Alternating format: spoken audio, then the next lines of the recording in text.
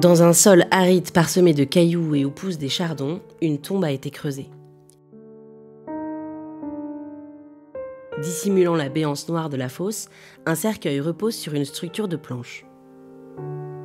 Demain, on descendra le cercueil au fond du trou grâce à la corde laissée juste là sur le côté. Puis, 2 pelles le couvriront de terre fraîchement retournée et réaplaniront le paysage.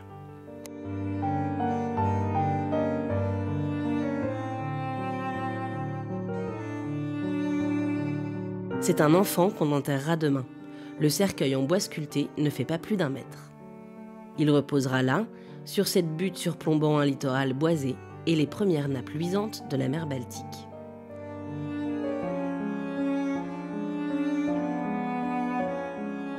Profitant du calme de la nuit, un gros hibou s'est perché sur le couvercle.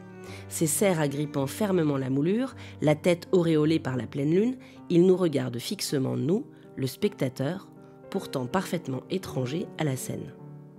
À moins qu'il ne scrute plutôt l'auteur de ce dessin, Caspar David Friedrich, qui en 1836 est de plus en plus obsédé par la mort. L'artiste est à la fin de sa vie et représente alors de plus en plus fréquemment des tombes, des cimetières et des ruines sur lesquelles se posent ou planent des oiseaux de nuit. L'année passée, en 1835, une crise d'apoplexie le laissait partiellement paralysé des bras et des jambes. Incapable de peindre, il se rabattit quelques années sur le dessin avant d'abandonner totalement ses pinceaux en 1839, puis de mourir en 1840. Qui Friedrich enterre-t-il ici ? Nous donne-t-il à voir son propre futur enterrement ou enterre-t-il encore et encore en dessins et peintures ses proches perdus ? Car à 7 ans, il a perdu sa mère et sa sœur Elisabeth. Quand il avait 13 ans, son frère Johann Christopher de 12 ans s'est noyé dans la mer Baltique en essayant de l'aider alors qu'il était, lui, Caspar David, tombé à l'eau. 4 ans plus tard, c'est sa sœur Maria qui disparaît à son tour.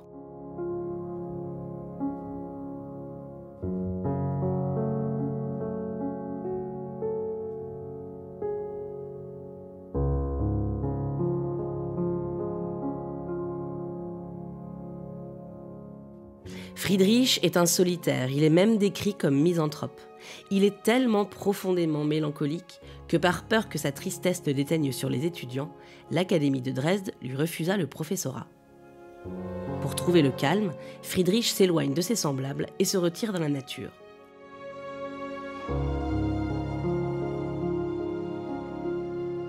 La semaine la plus heureuse de sa vie, il l'a passée en pleine forêt, entre les pierres, la mousse et les nuages. Seul dans la nature, Friedrich dessine chaque arbre, chaque pierre dans son carnet avec une grande précision.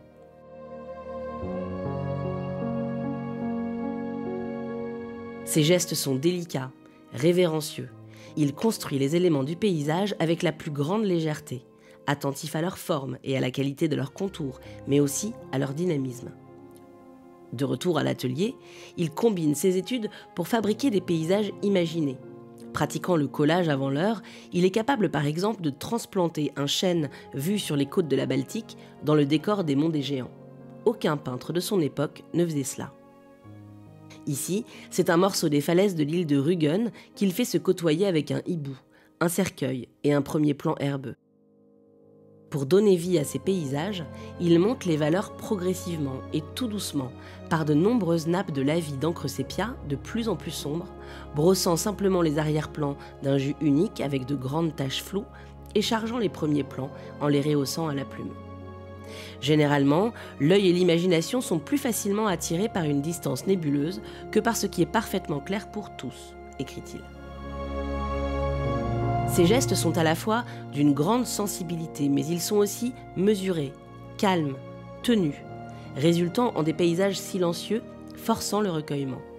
Car la nature est aussi le lieu où l'artiste très pieux se rapproche de Dieu.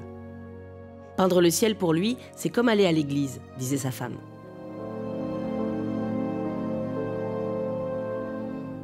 Dans la contemplation d'une nature grandiose, Friedrich se dissout dans l'infini.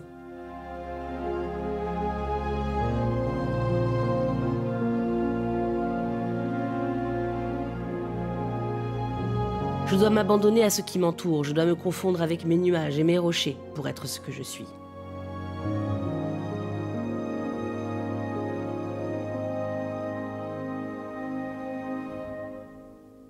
Cet amour de la nature, Friedrich nous le transmet à travers sa manière même de pratiquer le dessin.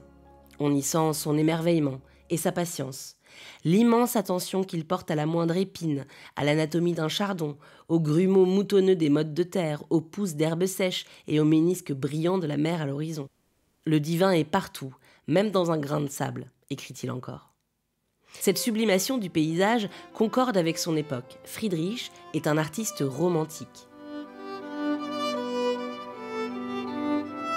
Il s'est lié avec Carl Gustav Carus, savant et peintre, qui dans 9 lettres sur la peinture de paysage explique que l'homme, contemplant l'écrasante puissance de la nature, n'effectue pas simplement une démarche esthétique, il vit aussi une expérience mystique.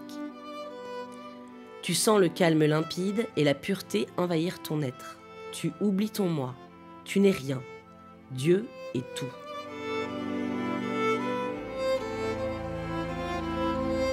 Friedrich retourne à Dieu.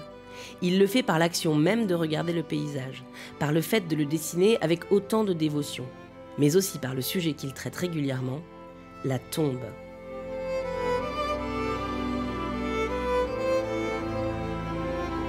La tombe, encadrée dans le cadre, est un des points focaux de la composition. 2 chardons l'entourent cérémonieusement et apportent au premier plan une sensation forte d'aridité, tandis qu'ils renforcent le sentiment de mort qui nous étreint. De fait, les agriculteurs considèrent le chardon comme un fléau, une mauvaise herbe prolifique et intraitable. Dans la tradition chrétienne, le chardon est le symbole des souffrances terrestres endurées par l'homme après l'expulsion du paradis, puisque selon le livre de la Genèse, Dieu dit à Adam « La terre sera maudite à cause de toi. C'est à force de peine que tu en tireras ta nourriture tous les jours de ta vie, et elle te produira des épines et des chardons. » Mais le chardon évoque aussi l'amour et le labeur qui résistent aux souffrances. Il est, comme la châtaigne, l'image de la vertu protégée par ses piquants. Et en allemand, un de ses noms vernaculaires est Kreuz-Distel, chardon-croix.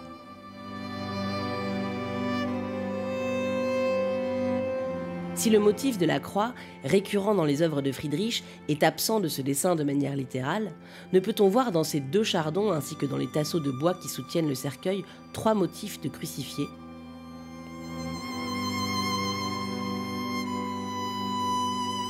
À propos du tableau crucifié au bord de la Baltique, Friedrich écrit « Pour ceux qui voient, une consolation. Pour ceux qui ne voient pas, une croix. »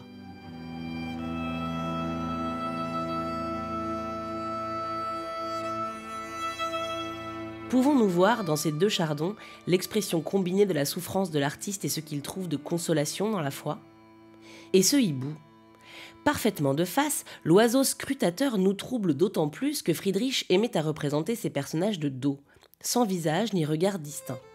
Cette trouvaille narrative nous permettant non pas de nous identifier à un protagoniste en particulier, mais à sa contemplation même, nous laissant libres de notre propre émoi. Mais nous n'échapperons pas au regard de ce hibou comme nous n'échapperons assurément pas à la mort qui nous attend. Car le hibou, oiseau solitaire habitant les ruines, est un mauvais présage. Son cri strident, comme un gémissement plaintif, évoque la destruction et la désolation. Il est une menace imminente de mort et provoque la peur des superstitieux. Mais, auréolé de lune et surmontant la mort, n'a-t-il pas un air de Christ vainqueur ? Le hibou a comme caractéristique de pouvoir tourner complètement sa tête pour voir derrière lui, là où les hommes ne peuvent pas voir. Il est pour cette raison le symbole de la connaissance occulte, et dans la mythologie grecque et romaine se perche sur les épaules de Minerve et Athéna, déesses de la sagesse et de l'apprentissage. Messager de l'au-delà, aux yeux aussi hypnotiques que la lune qui l'entoure, il nous invite à regarder la mort, calmement. Pourquoi, me demande-t-on, choisissez-vous si régulièrement comme sujet de peinture la mort, l'agonie et les tombes? Pour pouvoir un jour vivre éternellement, il faut souvent se soumettre à la mort, écrit Friedrich. Un peintre romantique, explique Madeleine Landsberg, pionnière du défrichement psychanalytique de l'art, c'est tout d'abord une âme romantique qui recherche dans son expression artistique la possibilité de surmonter son humanité terrestre et d'atteindre une transcendance infinie. Mais Friedrich est, d'après elle, un cas tout à fait particulier, muni d'un désir incessant de pureté, en proie à une solitude autodestructrice prononcée et à une étrangeté profonde par rapport à la vie quotidienne et sociale, ainsi qu'à une incapacité complète à toutes sortes d'adaptations. Selon elle, le peintre resterait profondément imprégné du traumatisme, de l'horreur d'être né, ou du moins de l'horreur d'être vivant. Il reste prisonnier de son angoisse et son désir de se dissoudre est une recherche de la rédemption par la mort. Elle interprète le champ de force de Friedrich entre peur et espoir. Et cette dualité se retrouve partout dans l'œuvre de l'artiste. Désir constant de la destruction de soi et désir de la vie éternelle. Souffrance et consolation. Angoisse et sagesse.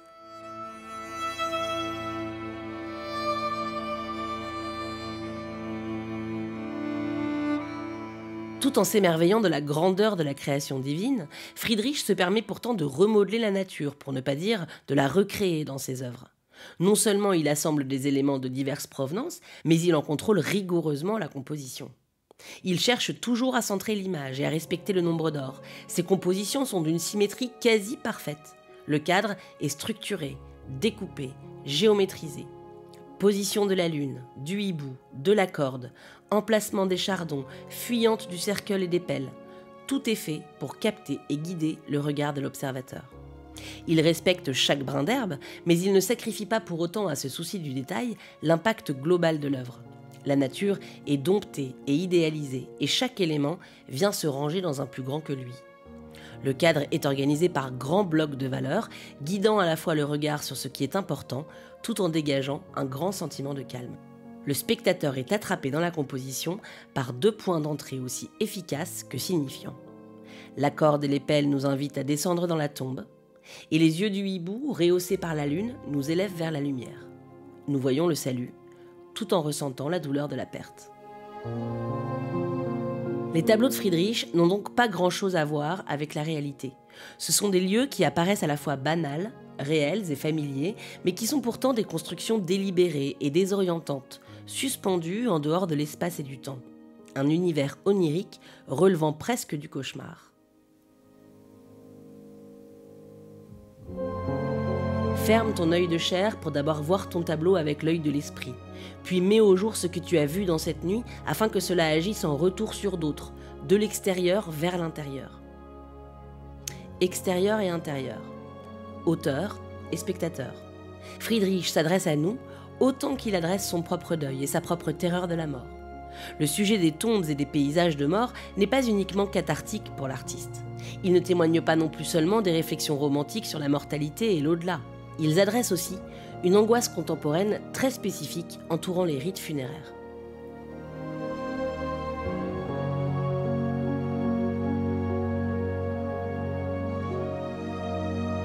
Au Moyen-Âge, la plus grande inquiétude portait sur le moment de la mort, ce dernier soupir vécu par le mourant en conscience. Le futur défunt, entouré par les prêtres, vivait activement son décès, tandis que ses proches y assistaient passivement. Dans la période romantique, au contraire, ce sont les personnes endeuillées qui sont au centre de l'action. L'Église laisse les mourants au bras de leur famille et n'encadre plus ni le dernier soupir, ni nécessairement les enterrements. En effet, depuis peu, les cimetières jouxtant les églises des villes sont fermés ou détruits et deviennent des reliques d'un temps passé. On construit de nouvelles zones pour enterrer les morts, en périphérie de la ville, loin des institutions religieuses. En tant que membre de l'élite artistique et culturelle de Dresde, Friedrich participe d'ailleurs à la désignation et la conception du nouveau cimetière de la ville, le Trinitätsfriedhof, réalisant des tombeaux et des portails. Mais si ces nouveaux cimetières, organisés autour d'allées élégantes et proprêtres, lui semblent adéquats pour les citoyens de Dresde, Friedrich ne s'en satisfait pas, ni comme sujet artistique, ni pour son propre repos. Pour une personne aussi isolée que lui, la mort devenait probablement une perspective terrifiante, dénuée de toute spiritualité, hors de son propre contrôle, désertée par l'Église. Alors, quand l'artiste est libre de ruminer librement sur le sujet, il choisit de manière systématique de représenter dans ses œuvres des tombes isolées et recouvertes par la nature, ou au milieu d'églises en ruine, une église du passé à laquelle il fait davantage confiance. Un peu comme l'apôtre Jean qui, paraît-il, creusa sa tombe en chantant avant de s'y allonger, Friedrich s'enterre seul. Aucun proche n'est jamais présent pour pleurer le défunt. Même dans la mort, il perçoit sa place en dehors de la société. Vous me dites misanthrope. J'aime le monde, mais pour ne pas haïr les gens, j'évite de les fréquenter. Friedrich me fait un peu penser à ces chardons. Par sa nature, le chardon est contradictoire. Il est généralement considéré comme d'un abord revêche, désagréable. Les bords hérissés de ses nombreuses feuilles piquent et déchirent comme de petites épines, décourageant le toucher. Et, comme toutes les plantes à piquant, il est devenu un symbole d'autoprotection contre les assauts pernicieux du dehors, l'emblème de l'austérité, de la misanthropie et de l'esprit vindicatif. Pourtant, sa fleur éclatante dégage un doux parfum qui attire les papillons, les insectes, les abeilles et les oiseaux, et l'aspect rayonnant de sa tête lui confère une toute autre valeur en rapport avec le rayonnement de la lumière. Nous sommes tous habités d'émotions et sentiments contradictoires.